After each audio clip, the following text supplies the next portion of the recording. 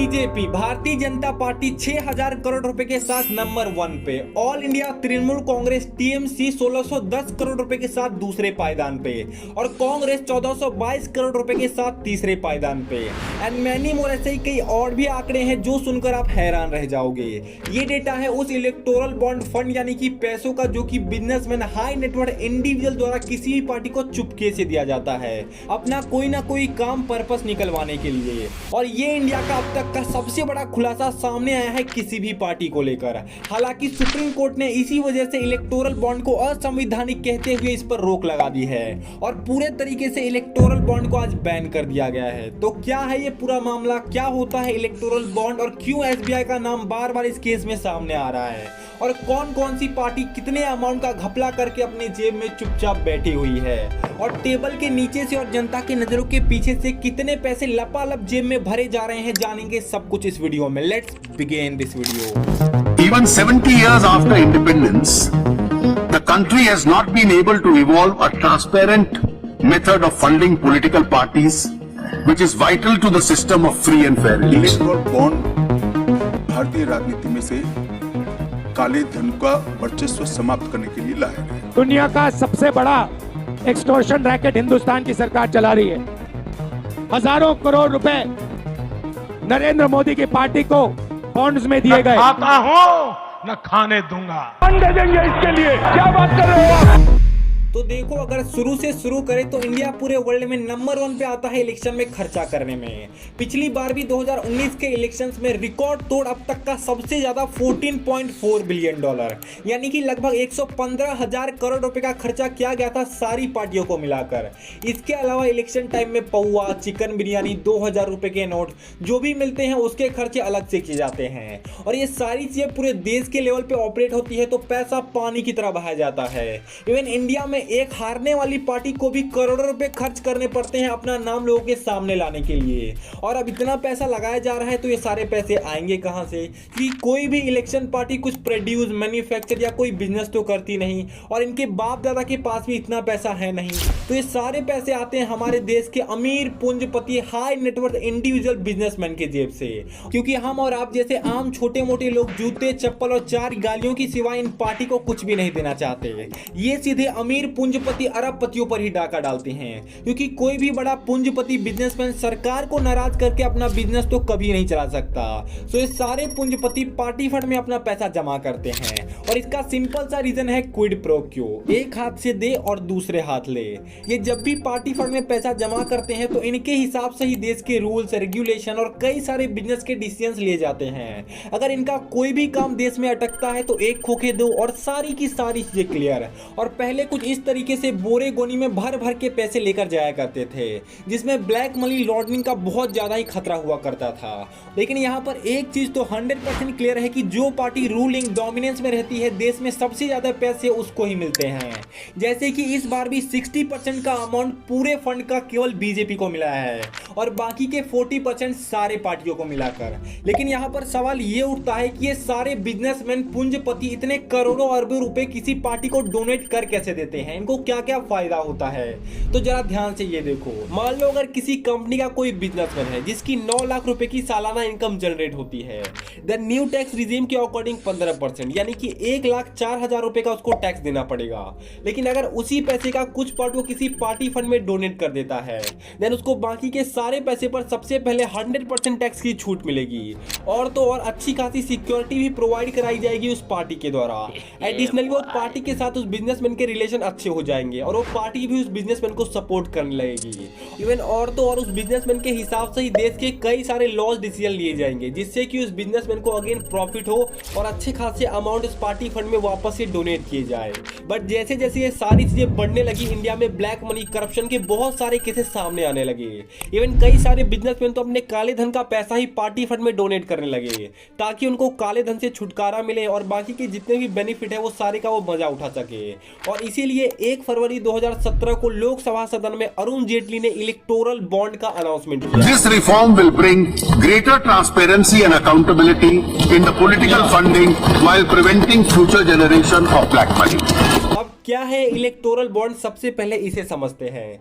तो मान लीजिए एक बिजनेसमैन है जिसको अपनी पसंदीदा पार्टी फंड में पैसे डोनेट करने हैं for XYZ any reason, but वो बिजनेसमैन नहीं चाहता कि किसी को भी पता चले कि उसने किस पार्टी में अपने पैसे डोनेट किए हैं फॉर एनी रीजन, जिसके बारे में हम आगे बात करेंगे। और इसके लिए उसके पास दो ऑप्शन है। सबसे पहला तो वो बिजनेसमैन 500,000 रुपए के कुछ छोटे मोटे चिंदी डोनेशन करेगा, जैसा कि सब सामान्य लोग करते हैं, जिससे कि किसी को भी कुछ पता नहीं चलेगा। या फिर अगर उस बिजनेसमैन का कोई बड़ा प्लान है पैसों के आंकड़े के मामले में, देन अब पिक्चर में आएगा इलेक्टोरल बॉन्ड। इलेक्टोरल बॉन्ड कुछ इस तरीके का कागज के रूप में दिखता है और ये 1000 रुपए के डिनोमिनेशन से लेकर 10,000, 1 लाख, करोड़ों रुपए के डिनोमिनेशन में एक इलेक्टोरल बॉन्ड आता है।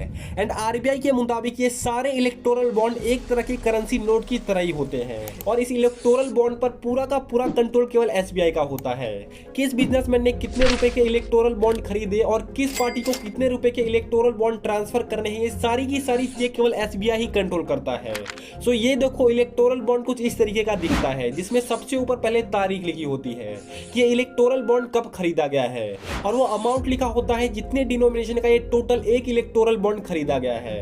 अब सेम एज इट इज 200 रुपए की एक नोट को देख लो, जहां सबसे पहले नोट पर भी इश्यू डेट लिखी होती है कि कब ये नोट बनाया गया है और वो अमाउंट लिखा होता है जितने रुपए का ये नोट है।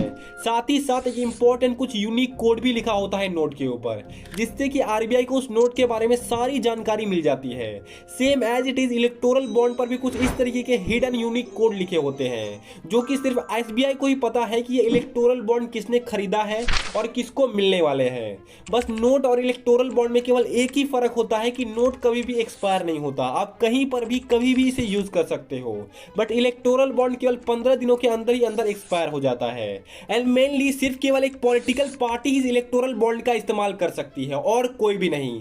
सो सबसे पहले एक बिजनेसमैन अपने सारे पैसे लेकर SBI बैंक के पास जाएगा और बोलेगा बैंक मुझे इलेक्टोरल बॉन्ड खरीदने हैं। और आपको तो पता ही है इलेक्टोरल बॉन्ड अलग अलग डिनोमिनेशन में आते हैं एंड वो बिजनेसमैन चाहे तो कितने भी पैसों के अंधाधुंध इलेक्टोरल बॉन्ड खरीद सकता है, उस पर कोई भी लिमिट नहीं लगाई गई है। सो मान लो वो बिजनेसमैन 1 करोड़ रुपए के 20,000 इलेक्टोरल बॉन्ड खरीदता है, यानी कि उस बिजनेसमैन ने 20,000 करोड़ रुपए के इलेक्टोरल बॉन्ड खरीदे। और अब वो बिजनेसमैन जिस भी पार्टी को ये फंड ट्रांसफर करना चाहता है, SBI के थ्रू ये सारे पैसे उस पॉलिटिकल पार्टी को ट्रांसफर कर दिए जाएंगे, किसी को भी पता नहीं चलेगा। सो एक अच्छी ट्रांसपेरेंसी के लिए सारी चीजें करी गई, क्योंकि मान लो कि अगर कोई कंपनी है जिसने ये सारे फंड कांग्रेस पार्टी को डोनेट किए हैं, क्योंकि कांग्रेस के राज में उस बिजनेसमैन को अपने बिजनेस में बहुत अच्छा खासा प्रॉफिट हो रहा था, बट अगर ये पब्लिकली पता चल जाता है कि उस बिजनेसमैन ने कांग्रेस पार्टी को ये सारे फंड डोनेट किए हैं, देन जो भी सारे बीजेपी के सपोर्टर रहेंगे उस बिजनेसमैन से हेट करने लगेंगे।